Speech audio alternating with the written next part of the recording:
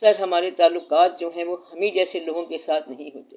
کبھی ایسا بھی ہوتا ہے کہ ہمارے تعلقات ایسے لوگوں کے ساتھ بھی ہیں جو ہم جیسے نہیں ہیں.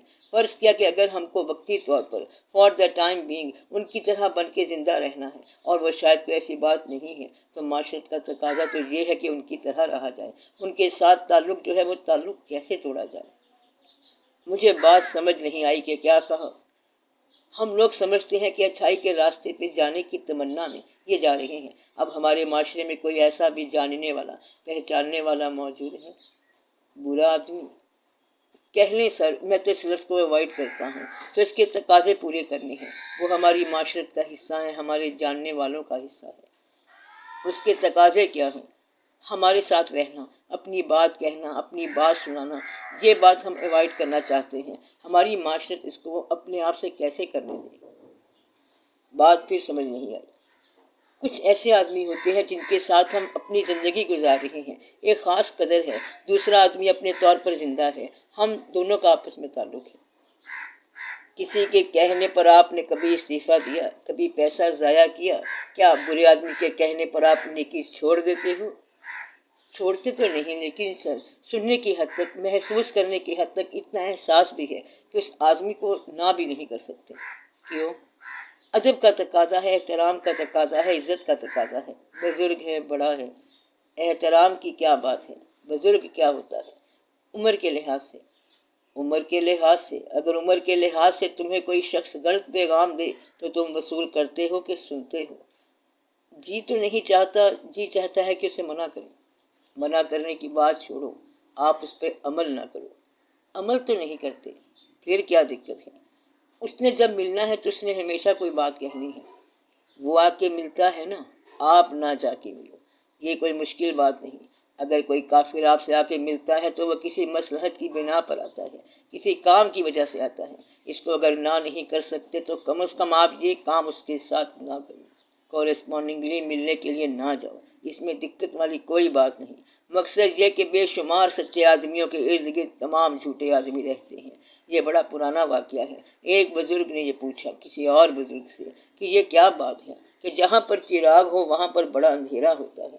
جہاں کوئی بزرگ لوگ ہوں وہاں پر ارد گرد سارے کے سارے بیوقوف لوگ اکٹھے ہوتے ہیں، غیر بزرگ لوگ ہوتے ہیں، اور آستانوں کے ارد گرد افیم وغیرہ ادھر ادھر لینا دینا ہوتا ہے. یعنی جہاں آستانوں کے بزرگ کہا جائے کہ پیر فقیر دستگیر کا ماننے والا آ گیا، آستانہ لگا لیا، نیکی پیدا ہو گئی. نیکی کے ارد گرد تمام قسم کے جرائم اکٹھے ہو گئے. یہ کیا ہوتا ہے؟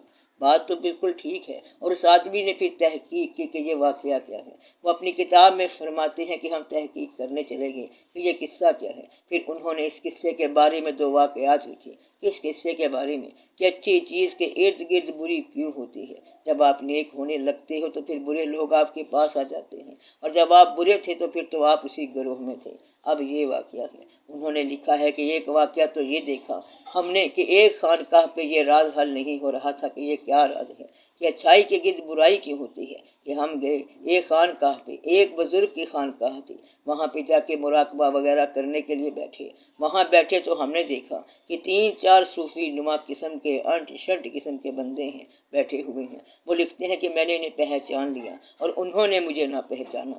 مطلب یہ کہ میری درویشی سے وہ غافل تھے اور ان کی غفلت سے میں آگاہ تھا. آپ بات سمجھ رہے ہیں؟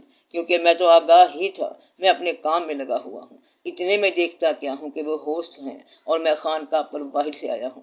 وہ خربوزہ کھانے لگ گئے اور خربوزہ مجھے نہیں دیا. کہ پردیسی غریب الوطن آدمی آیا. یہاں تک بات نہیں ہے. وہ چھلکے اٹھا کے مجھے مارنے لگ گئے. یہاں تک بھی بات نہیں ہے. پھر وہ ذلت آمیز کہا مار کے ہنسنے لگے. وہ بزرگ فرماتے ہیں کہ مجھے غصہ آیا. میں نے کہا کہ میں ان لوگوں کے پاس تھوڑا آیا ہوں، میں تو صاحب مزار کے پاس آیا ہوں. اتنا میں نے سوچا تو میرا مکاشفہ کھل گیا، راز فاش ہو گیا، اندر سے کھل گیا. گرا کھل گئی، جو حجاب تھا وہ اٹھ گیا اور جو محجوب تھا وہ مکشوف ہو گیا. آپ بات سمجھ رہے ہیں؟ کہتے ہیں پھر مجھے یہ بات پتہ چلی کہ آپ نیک لوگوں کو نیکی منزل تک لے جانے کے لیے راستے میں بدی کا پہرا ہے، اور اس پہرے سے بچ کے آپ نے نیکی کی منزل پر پہنچ جانا ہے۔ کیوں پہرا لگایا ہوا ہے؟ یہ اس وقت پوچھو کہ تو نے نیک بندے پیدا کیے لیکن یہ شیطان کیوں بنا؟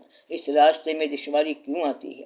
ایک بار نیکی پر چلے تو دشواری شروع ہو جاتی ہے۔ کہتے ہیں کہ ہم انہی دنوں میں سوالوں کی تحقیق میں تھے، مسئلے میں ہم حج پہ جا رہے تھے، اب نیک سفر ہے، ہمارے پاس تھوڑا زیادہ راہ تھا، پیدل سفر ہے، جا رہے ہیں، آپس میں ہم نے ایک امیر بنا لیا اور باقی ہم اس کے ساتھ ہو گئے۔ چلتے چلتے کردستان کے علاقے میں پہنچے تو وہاں لازمی بات ہے کہ قزاقوں نے آنا تھا۔ وہ آئے، ڈاکو آ کے کہتا ہے سینڈ اینڈ ڈیلیور، جو کچھ ہے رکھ دو، ہمارے پاس جو کچھ تھا وہ دے دیا کہ جان بچاؤ، حج کرنے جا رہے ہیں۔ خیر جب وہ ڈاکو کے سردار جانے لگے، وہ 5-10 گھوڑے سوار لوگ تھے، ظالم قسم کے لوگ لگتے تھے۔ جب وہ جانے لگے تو یک لخت ان کا سالار جو ہے، سپہ سالار، اب اس نے کہا کہ ان کی تلاشی لو، جنہوں نے مال رکھا ہے ان کی تلاشی دوبارہ لو۔ تلاشی لینے کے دوران ہمارے قافلے کا جو امیر تھا اس کے اندر سے چھپی ہوئی اشرفیاں نکلیں، خفیہ مال اندر کوئی باندھا ہوا تھا۔ ڈاکوؤں کے سردار نے کہا کہ اس کو قتل کر دو جو امیر ہے۔ پھر داتا صاحب رحمت اللہ اپنی کتاب میں لکھتے ہیں کہ میں نے کہا اگر سردار قتل کروا لیا تو میری فقیری کیا کام آئے گی؟ میں آگے بڑھا کہ یہ نہیں ہو سکتا، یہ ہمارا امیر ہے۔ اس نے کہا کہ یہ کیسے ہو سکتا ہے کہ سچے آدمی کا امیر جھوٹا ہو؟ ساتھ ہی وہ کہتا ہے کہ ہم تو ڈیوٹی پر ہیں، سرکاری ڈیوٹی پر، اس راستے پر چلنے والوں کو صحیح متوکل بنا کے بھیجتے ہیں۔ ہم اتنی دور سے چل کے آئے ہیں، پیسے کی خاطر نہیں آئے ہیں، ہم دودھ اور پانی کی تقسیم کرنے کے لیے آئے ہیں کہ اے سچے لوگوں امیر سچا بناؤ، اور اس راستے پر جانے والے ہو تو توکل سے چلو۔ تم نے کیا جیب کے اندر خفیہ خانے بنا رکھے ہیں؟ جانا اللہ کے پاس ہے تو پیسے کی کیا کمی ہے؟ اس لیے ہم اس ڈیوٹی پر ہیں۔ اگر سچا آدمی ہو تو رکاوٹ ڈالنے والا اللہ ہی کا بندہ ہے، تجھے کیوں فکر لگی ہوئی ہے؟ کہتا ہے کہ راستے میں بندہ کھڑا ہو گیا، بندہ کدھر سے پیدا ہوتا ہے؟ پیدا کرنے والے نے تیری تحقیق کرنی ہے کہ تیرے پاس کتنی صداقت ہے۔ آپ بات سمجھ رہے ہیں؟ اسی کے نام کی صداقت ہے، اسی کی طرف سے بندہ آیا اور اسی کی طاقت سے تم نے پار ہو جانا ہے، اور پار ہونے کے بعد پھر وہی ملے گا۔ اللہ کی طرف جانے کا ارادہ ہو جائے تو ارادہ پیدا کرنے والا اللہ ہے، ارادہ پیدا کرنے والا اللہ۔ اس راستے پہ چلو تو ساتھ چلنے والا اللہ ہے، رہنمائی چاہیے تو رہنمائی دینے والا اللہ ہے، اور آگے منزل پر پہنچو گے تو ریسیو کرنے والا اللہ ہے، بھیجنے والا بھی اللہ، ساتھ چلنے والا بھی اللہ، اور ریسیو کرنے والا بھی اللہ۔ نیت تمہاری صاف ہونی چاہیے، باقی اللہ ہی اللہ ہے۔ اس لیے یہ نہیں کہ تم چل رہے ہو وہی چلا رہا ہے، اور راستے میں کون ساتھ تھا؟ وہی ساتھ تھا۔ تو اللہ کی راہ پہ چلنے والے کو کہتے ہیں کہ سفر الا اللہ، دراصل سفر مع اللہ ہے۔ اللہ کی طرف جو سفر ہے یہ اللہ کے ساتھ سفر ہے۔ تم اللہ کی طرف جا رہے ہو، مت گھبراؤ، وہی ساتھ ہے۔ اس میں کوئی دقت والی بات نہیں ہے کہ کوئی معذوری ہو جائے یا مجبوری ہو جائے یا کوئی نقصان ہو جائے، کوئی نقصان نہیں ہوگا۔ رکاوٹ کوئی نہیں ڈال سکتا، نہ کوئی بیماری رکاوٹ ڈال سکتی ہے، نہ غریبی رکاوٹ ڈال سکتی ہے، نہ حادثہ اور اتفاق رکاوٹ ڈال سکتا ہے، نہ چور رکاوٹ ڈال سکتا ہے، نہ کوئی پسندیدہ بندہ۔ کہتا ہے میں عبادت کر رہا تھا، بڑا لطف آ رہا تھا، ایسے کہ ہم اللہ کے قریب تھے، روشنی ہی روشنی تھی۔ پھر یہ بندہ سامنے آ گیا، کالی بلی رستہ کاٹ گئی، وہاں کالی بلی ٹھیک ہوتی ہے، ناپسندیدہ بندہ۔ یہ تیری اللہ تعالیٰ کی عبادت کا پورا تعاون اور جائزہ ہے کہ آج پہلی دفعہ مجھے ناپسندیدہ بندہ ناپسندیدہ نہیں لگا، بس تم انسان بن گئے کہ ناپسندیدہ تمہیں ناپسندیدہ نہیں لگا، برا انسان تمہیں برا نہیں لگا۔ کہتا ہے کہ کیا پتا مجھے کہ حالات یوں ہیں۔